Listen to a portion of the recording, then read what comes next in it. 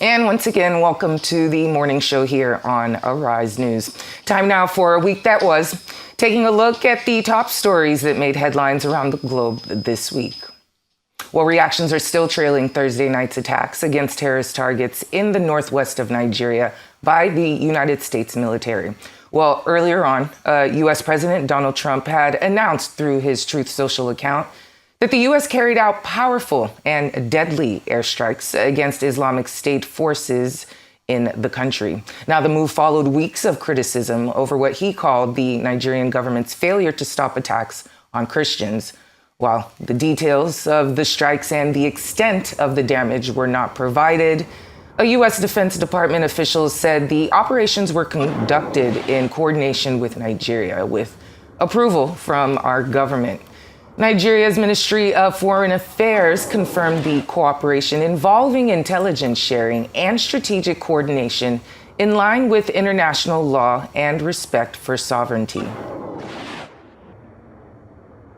Still on security-related matters, the federal government says that Nigerian security agencies are working closely with major social media companies to identify and take down accounts operated by terrorists and criminal groups to promote violence, spread propaganda, and raise funds. The Director General of National Counterterrorism Center, Major General Adamu Laka, disclosed this during an end-of-the-year briefing in Abuja.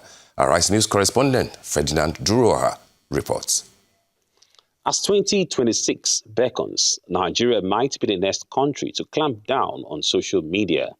At this end-of-year briefing organized by the Office of the National Security Advisor, the Director General of the National Counterterrorism Center, Major General Adamu Laka, says that extremist groups had increasingly turned to popular platforms such as TikTok, Facebook, and Instagram to publicize their operations, communicate with supporters, and even display looted items.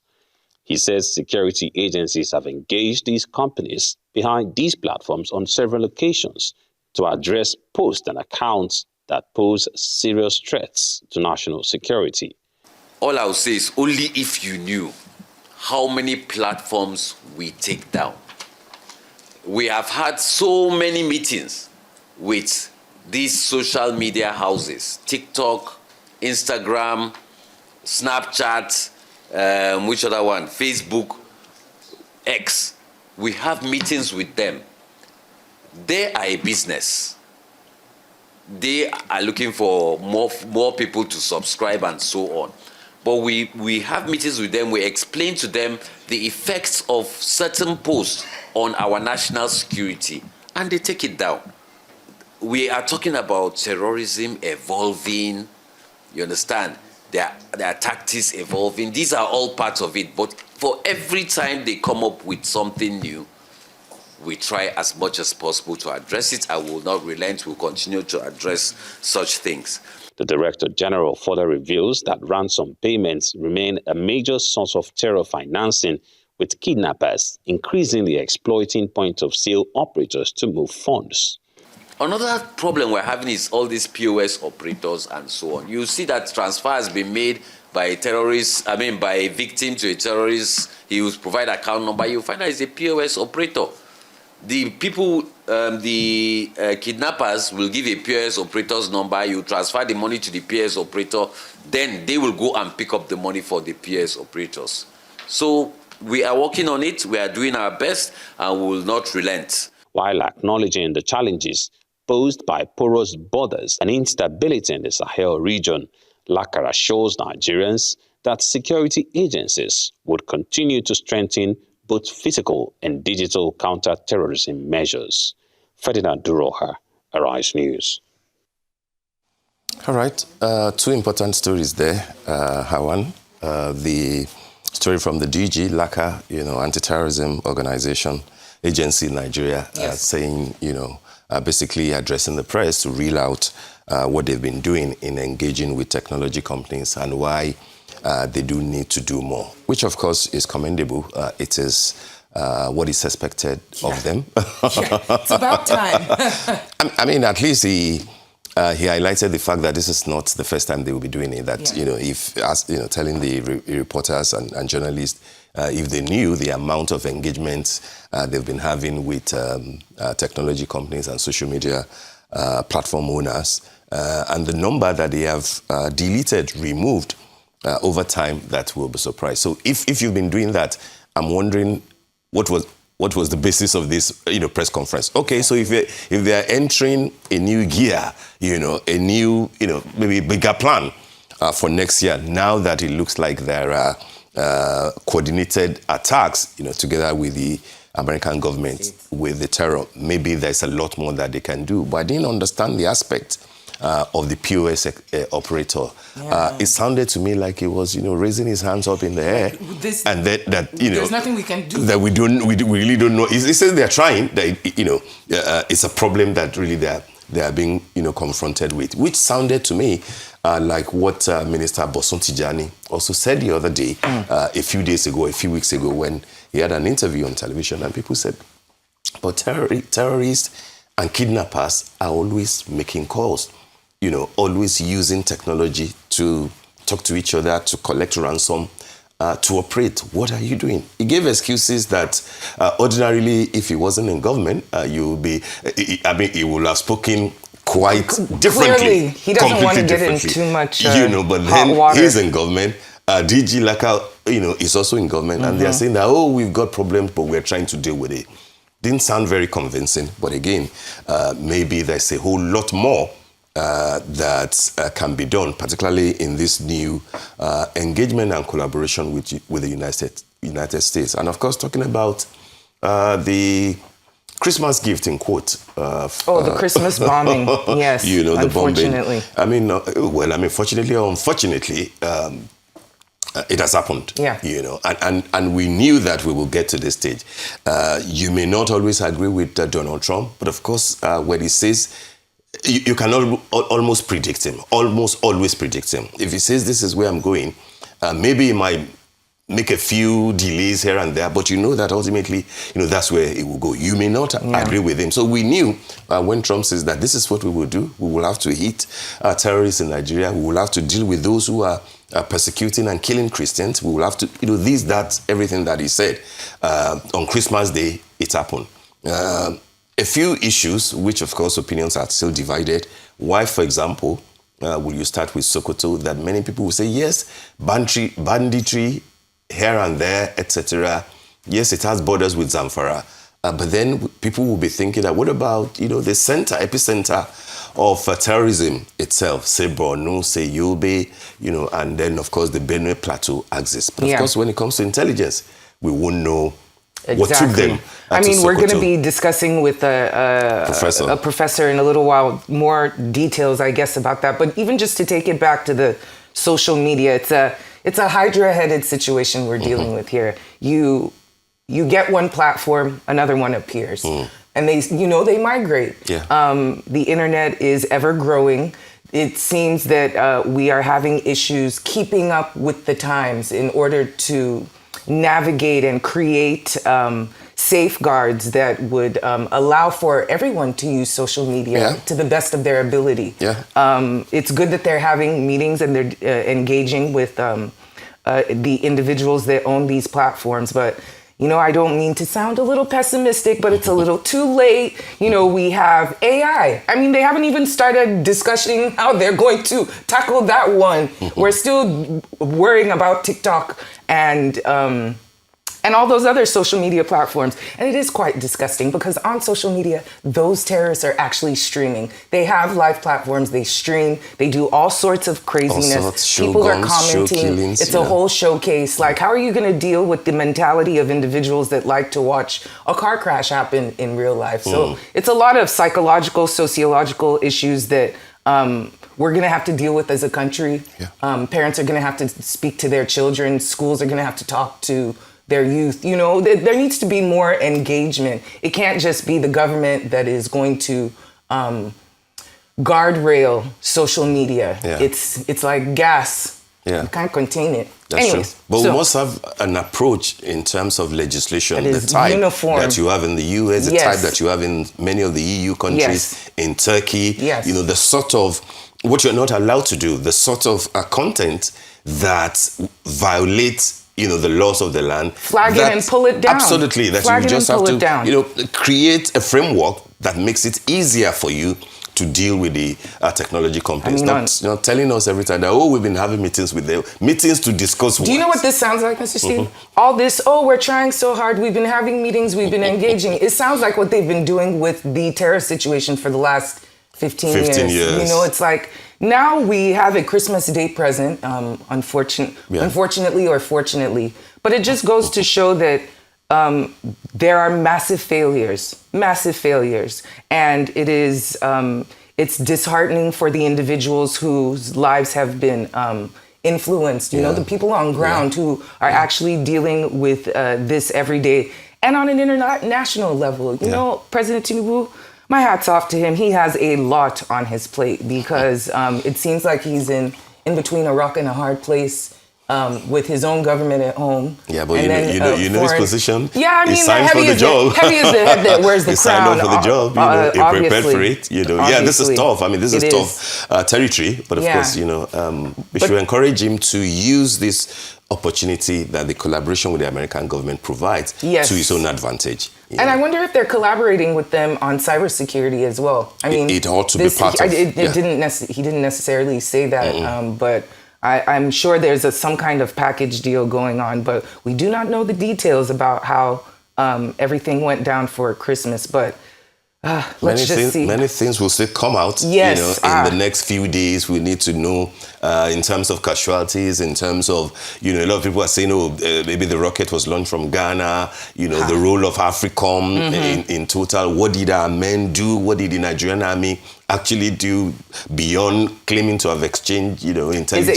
Is it a joint operation, you know, or is it a bit of an imposition? Exactly. What are the details? But all right, we will get to that very shortly.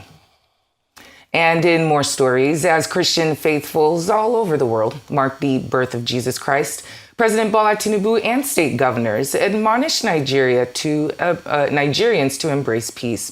Now, the president reaffirmed his commitment to religious tolerance, declaring that no Nigerian would be made to suffer or die because of their religious beliefs. Now, President Tinubu stressed that religious tolerance remains a core national value that binds the country together despite its diversity. The message is Tinubu's third Christmas address since assuming office in May of 2023 and comes amidst renewed international scrutiny of Nigeria's religious freedom record. Now, 2 months earlier, the United States government redesignated Nigeria as a country of particular concern for alleged severe violations of religious freedom. Well, certainly a country of particular concern. We appreciate the president for his message on Christmas Day. I mean, he spoke about hope and faith in the midst of despair. I think everyone can relate to that or understand it. Not even just Nigerians, but the entire world right now is going through things. We're just wondering how that message sort of resonates with individuals on ground who are having very tough economic times and are grappling, you know, with high inflation, the taxation kicking in January, et cetera. But at the same time, you know, this is a message that was necessary and timely. He also did speak about the country making progress. I think we can all agree to that. You know, it's not an overnight situation, but as tough and hard and what is that word they used to describe it during the campaign? Childbirth. This, you know, the pains of childbirth. The pains of childbirth. When the baby is now born, everyone's now, you know, we're waiting. It's been a long pregnancy, okay? But we are hopeful, and you know, he's preaching freedom, and we hope that this new joint action with the United States gets us closer to the goal we're trying to get to, and doesn't, you know, take us a couple steps back. I mean, it was the president's third Christmas message to Nigerians. You know, given the fact that he's effectively in his third year, he has spent more than 2.5 years in the Sadu. in about a year's time, it will be all politics, you know, by next year's December. You know, the primaries will have been held. You know, we will know who will be running, who won't be running. It will be all politics. So the Christmas message of this year was important. But of course, you know, it came few hours before the strike in Sokoto. Within, there wasn't a hint in what the president, said. Could he really hint anything? I get the point, but maybe if we had seen, because if you are now to review what the president said, maybe you could have adjusted. People could have sensed that. Oh, if we had looked closely enough, maybe the president was saying, in terms of the sort of reassurance that he was giving, he did say that on his watch he won't allow any Nigerian to die on account of his religious belief. Yes, he did say which that. is a thing that the government has been saying before. But there are hints that you can drop, provided, of course, that he was aware and that the Nigerian I see where you're going. Was aware I see where you're going. What will happen later imminent. that day, what was going to be that big. Of course, the army has said, and the Minister Tuga, Foreign Affairs, Minister said that, President Tinubu had to give final approval. So we take it that everybody knew what was coming. So for him to have guided it and couch his Christmas message in a way that didn't give anything away at all, maybe that's commendable. But then I'm saying that it could have tilted some emphasis so that people can now, as we are discussing now, can now make reference to it to say that if you look closely, the president knew that this will happen and the president was prepared. And I completely get what you're saying. It was a little bit like having the carpet pulled out from under you in terms of, you hear a speech that is quite reassuring one day and then, bombs are dropped the next day. And of course, you can understand the sensitivity of not wanting to reveal tactical information in a speech. But you're right. There could have been a way to have a softer landing, to reorientate. Well, just a pretext to what might come. To also give us a reassuring hint that is, as the commander-in-chief, that is very much in charge, aware, involved, and in charge. Knowing, of course, that even if that thing was going to happen, everything's going to be okay. And it was not going to come from Nigeria first. It was Trump that first announced it before we now saw the press statement from the Ministry of Foreign Affairs, signed, curiously, by a spokesperson in the Ministry of Foreign Affairs, not the minister himself. And you would have expected that such a big deal that we were reading from American sources at that time. Oh, Trump's Twitter. That the first Nigerian response will come from either the NSA's office or the Minister of Defense or something. Yeah. Not a spokesperson. A higher authority. Higher authority that will show that, we were part of this, we knew what we were doing. Reassuring but not to appear reactive. That's my point about, the sort of a thing that the president, speech could have directly or indirectly, most likely indirectly, hinted at. Prepared us for. But let's of course hope that by the time that he will be giving his fourth and his last for the first term of his office, of course, if he gets a re-election, it will be a lot more positive. Maybe terror will have been substantially defeated, and then we will have reaped bountifully from this collaboration with the United States of America. Sincerely hope so. We hope, that's our hope. Sincerely hope so. And we should have our hopes renewed along that line. I see what you did there. I see what you did there. All right. The National Assembly has directed the clerk of the National Assembly to re-gazette 4 existing tax legislations and issue certified true copies of their versions duly passed by both chambers of the Federal Legislature. The legislations include the Nigeria Tax Act 2025, the Nigeria Tax Administration Act 2025, the Joint Revenue Board of Nigeria Act 2025, and the Nigeria Revenue Service Establishment Act 2025. A statement issued on Friday by the Chairman, House of Representatives Committee on Media and Public Affairs, Akin Rotimi, said the decision was taken in the interest of clarity, accuracy, and integrity of the legislative record. He said the directive was intended solely to authenticate and accurately reflect the legislative decisions of the National Assembly. He, however, stated that the directive does not constitute, imply, or concede any defect in the exercise of legislative authority by the House of Representatives or the Senate. The decision of the National Assembly followed the controversy generated by the claims that there were discrepancies in the gazetted copies of the Nigerian Tax Act and the harmonized copies of both chambers of the National Assembly that President Bola Tinubu signed into law. I mean, that was quite a mouthful.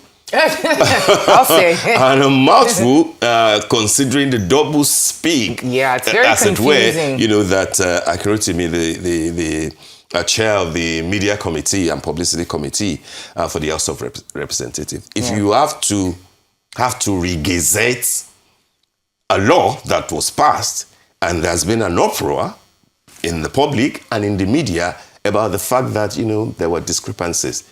And then you now have to re-gazette it in order to show clarity and to allay the fears of doubting Thomases. They had one, and to restore the job. credibility, absolutely, one of the job, thing. just one That's job. what you should do, but not to now turn around in another sentence to say, oh, this is not to say that there was any discrepancy, there was any falsehood. I mean, that's like taking Nigerians, for granted. Yeah. That's not your No, role. they Your definitely role take is us that for a ride. a colleague of yours, and of course, by the way, speaking for the House of Representatives, highlighted the areas that he felt that these were not the laws that we passed. Whether substantial or, just a little, any alteration will mean that, something has gone wrong. And that's what Nigerians are saying. That's what people are saying. To now say that, we will change, we will re-gazette it, but it's not because there was something bad. I mean, who does that? How does that make sense to anybody? This little game that they play with us. We'll play along, but it does raise a lot of questions about the integrity we'll play along. of the... What can we do? We just we watch as they do what they need to do. They have one job to get it. I mean, they have one chance to get it right. They're getting multiple chances, but it does raise massive questions about the integrity of the National Assembly's administrative process. I mean, these are professionals, right? Look at them. They're supposed to know what they're doing, but with the law set to take effect on the 1st of January, does it mean there's a delay? Well, they do not want to exercise any delay so that there won't be lacuna, given the fact that the old law has been repealed, and we have a new law. So if you delay, so we're in what limbo. law exactly? What law will be operating? But then you can't, because of desperation to get things started, and not address a fundamental issue of trust. So now that we're in this limbo, what effect is it going to have on businesses, small businesses? This is a bit catastrophic. This is not. It's, in the words of the youth, this is not cool. Okay, no cool. It's not cool at all. Because this is also a very pivotal period for individuals to reassess their business, restructure it. Some of them are even taking a break, and then everything is just thrown up into the air. So this clerical error, I guess it's giving the government a face-saving way to backtrack on some of these unpopular taxes. And possibly not to prosecute anybody. Yes. Because words don't just appear in a gazetted, document. Once it's gazetted, it becomes something that the public... Absolutely. So if there are issues with it, yes, let's deal with it as the National Assembly is trying to deal with it, but also deal with the root cause so that it won't have to happen again. It's the same logic that we apply when we say that, yes, it's good to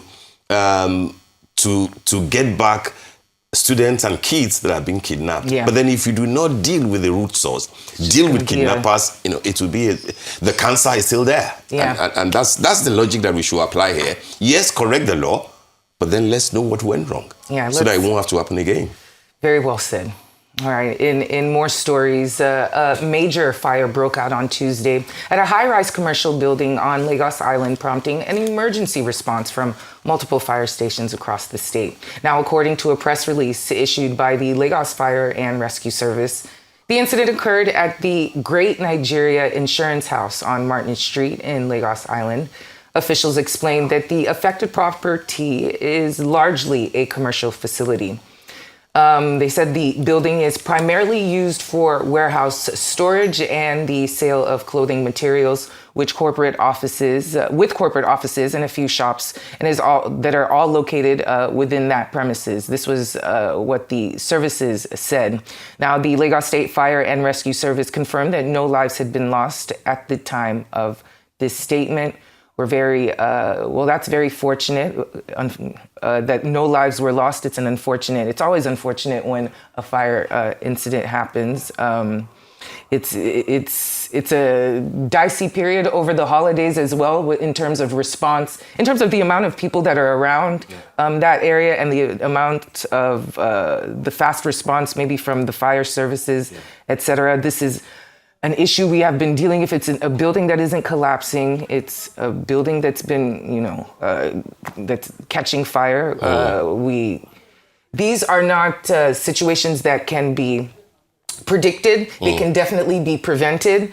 I really hope that we're working towards those methods, especially in these tall Lagos Island buildings. I mean, these are some historic buildings. They have very old electric wiring. I'm sure that didn't help. Yeah. So we just hope that we, once again, just like you said, we have to prepare before, address the issues before, so that it doesn't turn into something terrible. Absolutely, I agree with you, Awa, and I like the fact that the governor of Lagos State, together with his team, were quite proactive. Yes. The fire service of Lagos State. Yes. And the governor, went himself. It's a shame that that has to happen for the GNI building, given the fact that it's an iconic building, about 21 or something, story building. And unfortunately, it will have to go down. Yeah. Which is what the governor has said. And I think that he has appointed the Commissioner for Special Duties, who also supervises the Lagos State Fire Service, to form a committee that to look at the best way to pull down, because it looks like it's compromised already. With the other structures. It will have failed integrity test, and it's just better, to pull it down and regenerate. Sad, but at least we're grateful that no life was lost. All right, have we got any more stories for the week that was? It doesn't look like we have got any more stories. Hawa? Yeah, that's all we have on the week that was.